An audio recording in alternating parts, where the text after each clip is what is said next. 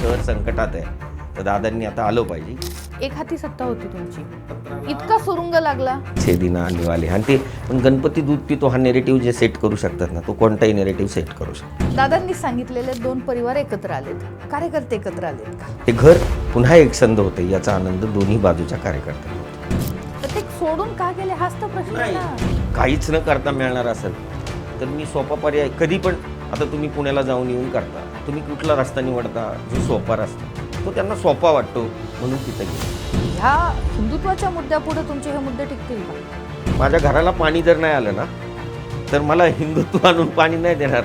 त्यामध्ये जे राजकारणामध्ये जे बेरजेचं गणित केलं जातं त्यामध्ये व्यवस्थित तुम्हाला हे सगळं बसवणं शक्य आहे, इतकं सोपं वाटतंय का आव्हान वाटतंय? मला अजिबात आव्हान वाटत नाही. राजकारणाच्या या मैदानातला तो धुरंधर पैलवान पवार साहेब है तो सब कुछ नहीं.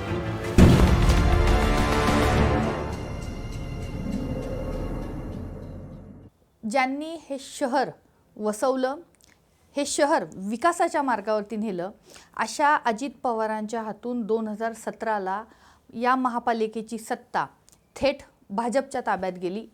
एक हाती अंमल भाजपचा या महापालिकेवरती आला आणि त्यानंतर गेली 9 वर्ष या शहरामध्ये भाजपनं आपली सत्ता जी आहे ती गाजवली.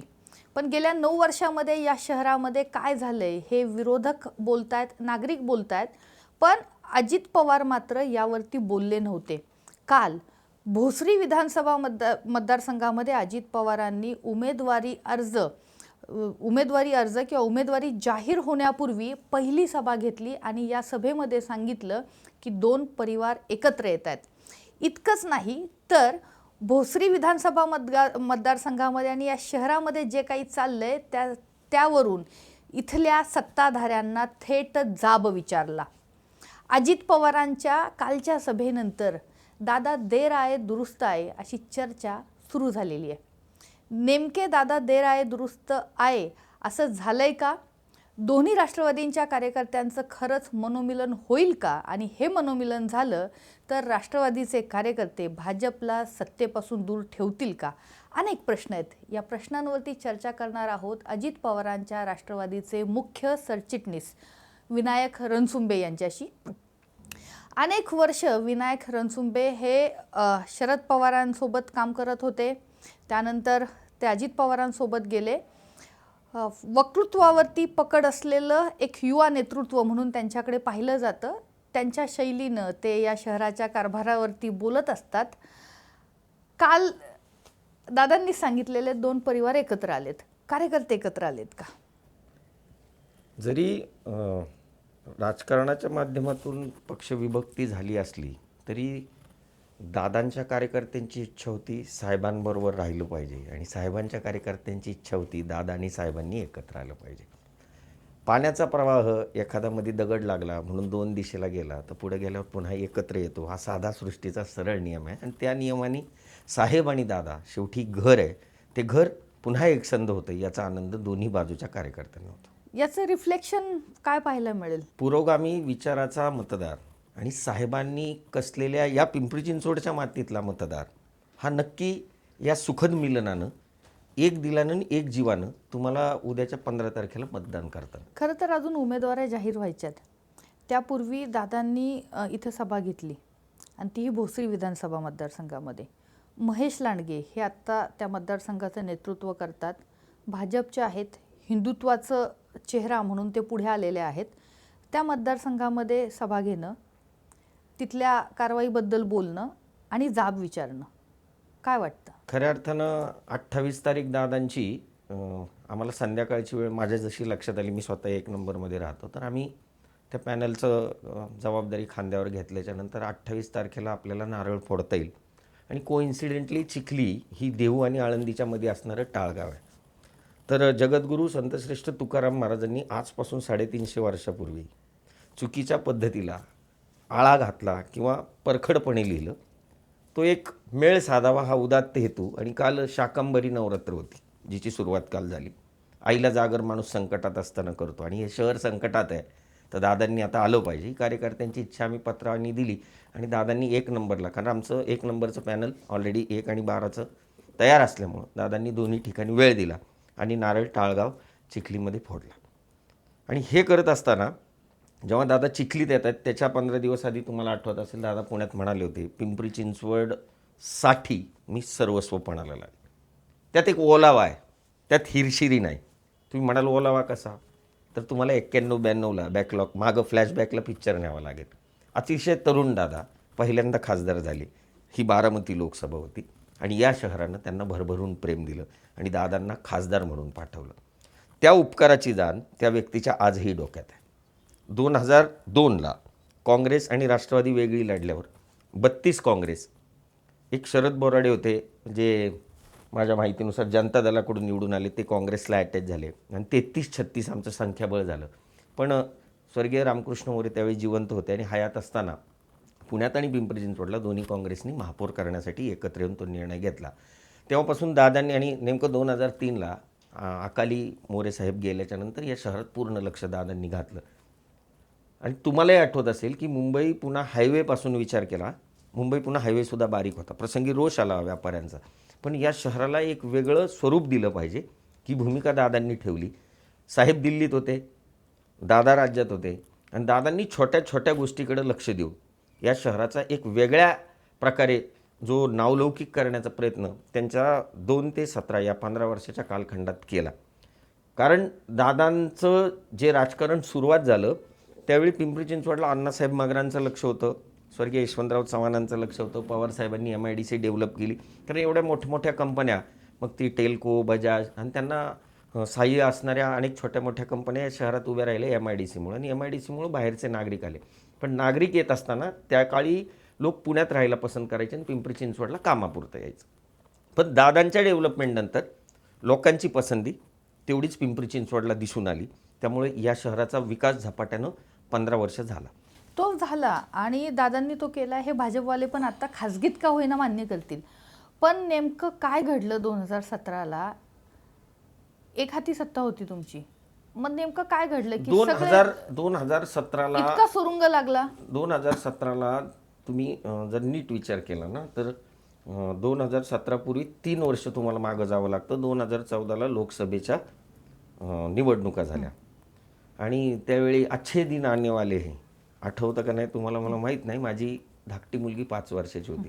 टी व्हीवरचं ते गाणं बघून ती पण गुणगुणायची, अच्छे दिन आने वाले. आणि ते चित्र दाखवलं गेलं होतं की असं म्हणजे सगळीकडे पॉकलन JCP चालली आहेत, रेल्वे वेगाने चालल्यात, अवकाशात उड्डाणं चाललीत, सगळे भरभरून उद्योग दिसत आहेत. आणि एक जो ज्याला अजेंडा सेट करण्याचा प्रकार म्हणतात की काँग्रेस म्हणजे भ्रष्टाचार, काँग्रेस म्हणजे हे, काँग्रेस म्हणजे ते, आणि ते लोकांच्या मनात बिंबवलं गेलं. साहजिक आहे की जास्त काळ सत्ता असणाऱ्यांच्या विरोधामध्ये थोड्याफार प्रमाणात वातावरण होतं. पण गणपती दूध पितो हा नेरेटिव्ह जे सेट करू शकतात ना, तो कोणताही नेरेटिव्ह सेट करू शकतो. तो नेरेटिव्ह सेट झाला, केंद्रातली सत्ता गेली आणि एवढ्या मोठ्या प्रमाणात पंतप्रधान नरेंद्र मोदींचा जयघोष 17च्या वेळी होता. त्यावेळी कुणाला वाटलं नव्हतं 16ची नोटबंदी नेमकी झाली, त्याचा थोडाफार प्रमाणात फरक पडेल वाटलं, पण तो पडला नाही. आणि एक गुगली म्हणायची की तुम्ही बघा दारू तीच आहे आज पण, फक्त बाटली बदलली. तुम्ही यादी ह्यांची उद्या परवाची यादी तयार होईल, त्या यादीवर तुम्ही पण एवढे वर्ष पत्रकारी करता अश्विनीताई, त्या यादीवर एक नजर मारा, तुम्हाला दिसतील 128 मध्ये एखादे 3-4 लोक जर सोडली तर 124 लोक ज्यांची नाळ काँग्रेसमध्ये तुटली, जे राष्ट्रवादीत मोठे झाले, ते तुम्हाला भाजपमध्ये दिसतील. पण ते सोडून का गेले हाच तर प्रश्न नाही. ना. आता जसं तुम्ही काय दिलं नाही त्यांना? आम्ही भरपूर होतं. शेवटी सत्ता ही अशी सुंदरी आहे जी कधीच कुणाला वाटतं माझ्या हातातून जाऊ नये.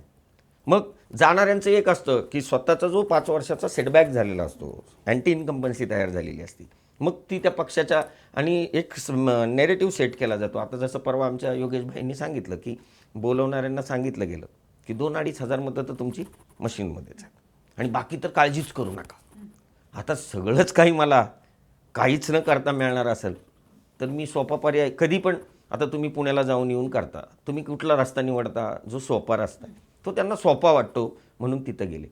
पण 17ची महापालिका जी आता 9 वर्षांनी 26ला होती, यात जमीन आणि आसमानचा फरक आहे. तुम्ही सगळ्यांना गृहीत धरलेलं आहे, हे असं होईल, असं होईल, असं होईल, असं होईल, म्हणजे जणू ब्रह्मदेवाच्या पुढे जाऊन यांची दूरदृष्टी जाते. आणि जर मी तुम्हाला एक विचारतो, तो नेरेटिव्ह त्यावेळी त्यांचा सेट होता तसंच नेरेटिव्ह त्यांनी मधल्या काळात 15 दिवसापूर्वी सेट होता त्यांचा सो की पार. माझं साध्या प्रश्नाचं ते उत्तर आता आहे. 125 म्हणतात. नाही, पहिलं सांगतो. पहिल्यांदा आधी म्हटले सो पार. जर तुम्ही 100 पार जाणार होतात तर 22 आयात कशाला केले? 22 आयात करून थांबले नाही. परत 2, 4, 6, 8 करत जवळ 40-42 लोक तुम्ही घेतली. खरंच तुम्ही 125 पार जाणार असाल, 128 पार पण जातील ते कदाचित, कारण ते काही करू शकतात. त्यामुळं त्याच्यावर न बोललेलं बरं. अशा काळात एक नेरेटिव्ह सेट करायचा.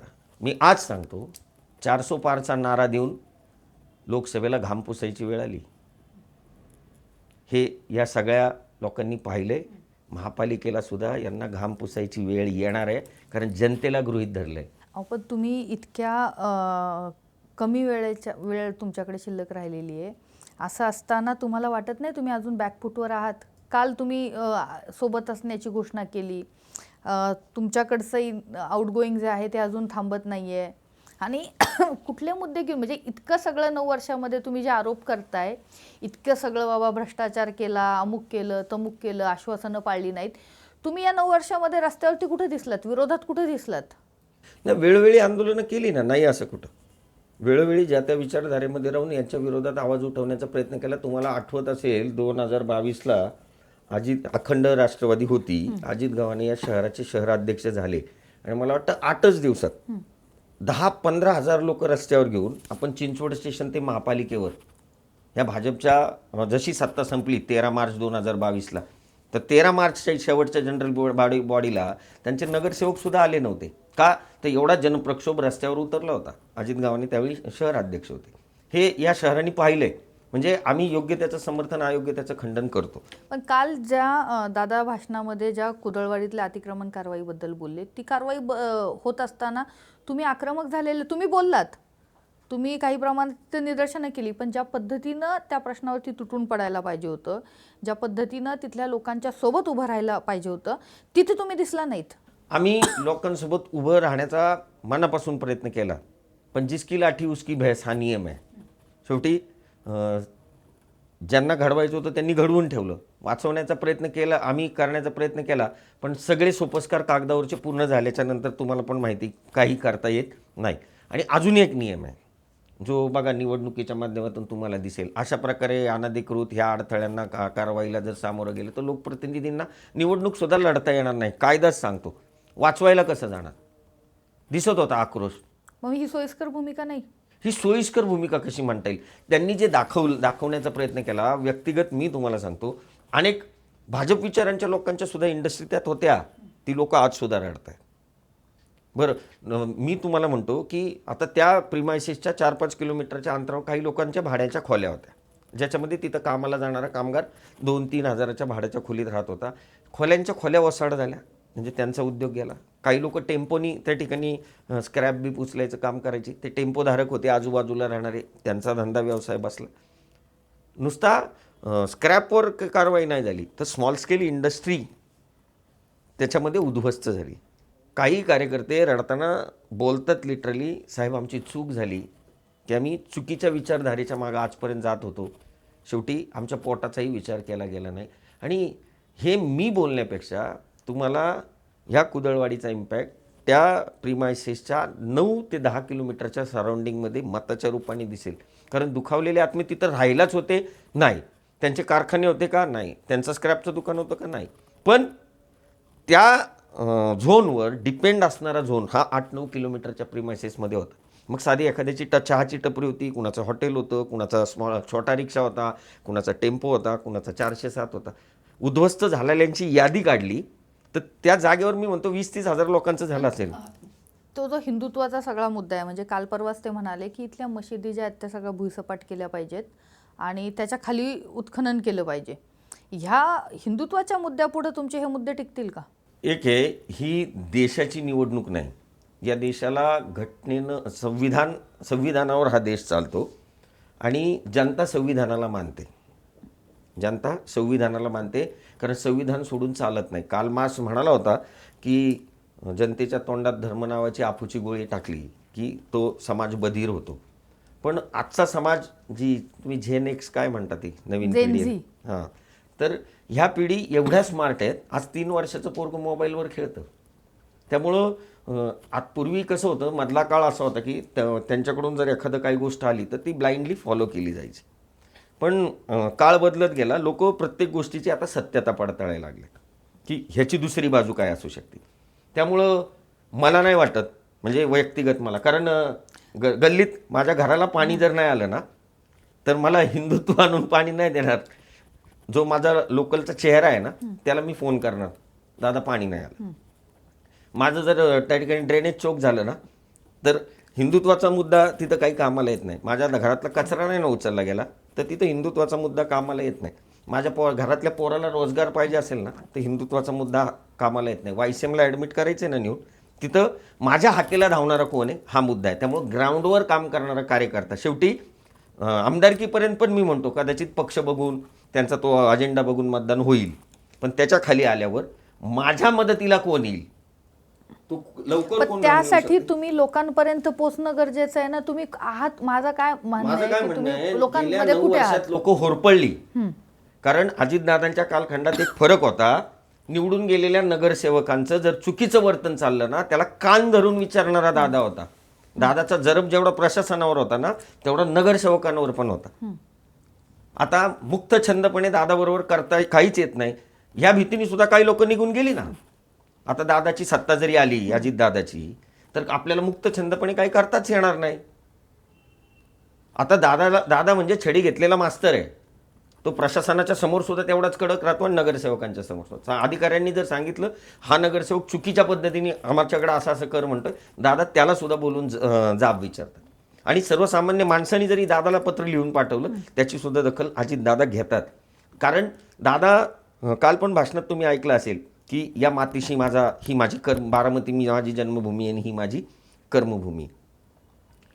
म्हणजे दादाला या शहराची गल्लीबोळ माहिती, या शहराची नस माहिती. साधी गोष्ट आहे, राष्ट्रवादीच्या 15 वर्षाच्या काळात शेवटच्या टर्मला 12 ते 17ला विरोधी पक्षनेत्या सुलभा उबाळ यांच्या वार्डात 24/7 पाण्याचा आपण प्रोजेक्ट राबवण्याचा एक प्रयत्न केला. नगरसेविका कुठली होती? विरोधी विचारधारेची. तिथं करायला पाहिजे होतं का? राजकारणाच्या आजच्या राजकारणाच्या अँगलनी बघितलं तर करायला पाहिजे होतं का? नाही. विरोधी नगरसेविका आहे, ताकद का द्यावी? पण तो विचार केला का दादांनी? कुठंतरी एक मॉडेल राबवायचं आहे जे यशस्वी शहरात करायचं. त्यासाठी विरोधी पक्षाच्या नगरसेविकेच्या वॉर्डात सुद्धा आपण 24/7 पाण्याची योजना राबवली. आपण प्रत्येक दिवशी पाणी देत होतो, प्रत्येक दिवशी पाणी देत होतो. मग 17 नंतर असं काय घडलं की आपल्याला दिवसाआड पाण्यावर जावं लागलं? ते एक वेळ, तेही अपुऱ्या दाबाने, तेही अवेळी, तेही कदाचित माती मिश्रित. आज अनेक सोसायट्यांमध्ये अजून सुद्धा पाण्यासाठी टँकर मागवावे लागतात. कचऱ्याचा प्रश्न जैसे ते, धुळीचा प्रश्न वाढतोय. मला तर आता भीती वाटायला लागली, जर अशाच प्रकारे वातावरण राहिलं तर दिल्लीशी कम्पॅरेटिव्ह आपण होऊ की काय. पर्यावरणाचा हा मुद्दा काढला. या शहरातल्या ज्या 3 नद्या आहेत त्यांची अवस्था आज काय? इथले ह्याचे जलशुद्धीकरणाचे जे प्लांट आहेत त्याचं नेमकं काम काय चालतंय? ते चालू आहेत का नाही चालू? काय सुरू आहे नेमकं? तुम्ही त्याच्यावरती बोललात का? STP प्लांट उत्तर प्रदेशपेक्षा सगळ्यात जास्त STP प्लांट पिंपरी चिंचवड शहरात आहे. आणि पाण्याची क्वालिटी? पाण्याची क्वालिटी 2009ला दादांनी बंद नळ योजनेतून पाणी आणण्याचा, आम्ही सभागृहात होतो, विषय आणला होता. मला वाटतं 9 ऑगस्ट 2009ला तो गोळीबार झाला शेतकऱ्यांवर.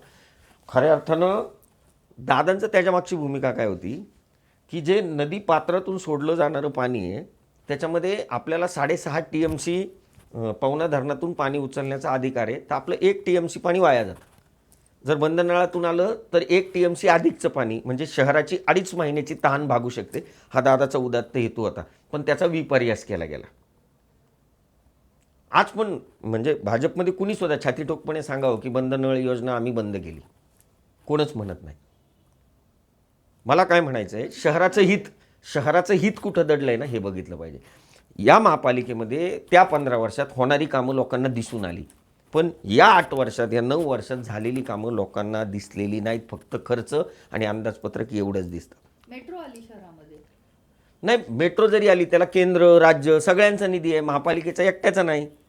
आणि हा दिल्लीपासून सुरुवात झाला, कलकत्त्याला झाला, हैदराबादला झाला.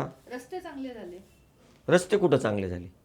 आज आज मुंबई पुणे हायवे ज्याचं विस्तारीकरण करण्यासाठी दादांनी एकवेळी व्यापाऱ्यांचा रोष पत्करला. आज फुटपाथ बघा किती मोठे केलेत आणि रोड केवढा राहिलाय. सुशोभीकरण केलं ना, शहर चांगलं दिसतं. अहो, सुशोभीकरण करण्यामागं जर संध्याकाळी अश्विनी डोकेला अर्धा तासाच्या जागी 2 तास घरी जायला लागत असतील, त्या सुशोभीकरणाचं करायचं काय? जर तुमचं स्वास्थ्य हरवत असेल तर स्वच्छ सुंदर दिसावं म्हणून रस्ता 10 फुटाचा करणार का? साधा प्रश्न आहे. आज हे करत असताना तुम्ही एक बाजूला पाण्यावर काय केलं? आज एवढे मोठे दवाखाने उभे केले. मग त्याचं जे स्वतःचं मॅनेजमेंट पाहिजे. आज किती YCMची दुरावस्था आहे. या शहराची गरज काय? YCM उभं का केलं रामकृष्ण मोरे सरांनी?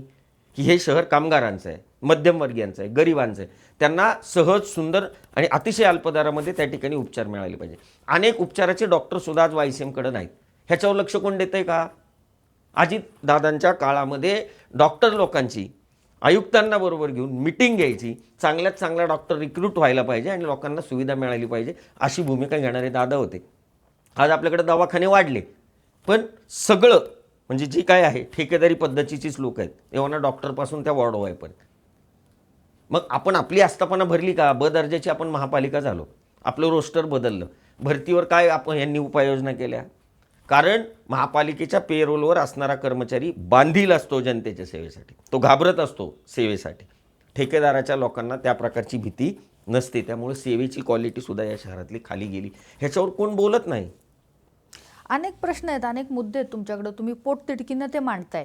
ते लोकांपर्यंत कसे पोचणार हा प्रश्न आहेच, पण त्याबरोबरीनं सगळ्यात महत्त्वाचं आव्हान, काल जे दादा म्हणाले की परिवार एकत्र आलाय, तर तुम्हाला असं वाटत नाही हे सगळे कार्यकर्त्यांचं मनोमिलन करणं आणि बेरजेच्या गणितामध्ये, जे राजकारणामध्ये जे बेरजेचं गणित केलं जातं त्यामध्ये व्यवस्थित तुम्हाला हे सगळं बसवणं शक्य आहे? इतकं सोपं वाटतंय का आव्हान वाटतंय? मला अजिबात आव्हान वाटत नाही. कारण आजसुद्धा राजकारणाच्या या मैदानातला तो धुरंधर पैलवान, आमचं एवढं वय नाही एवढं त्यांचं राजकारण आहे, ते पवार साहेब आहेत.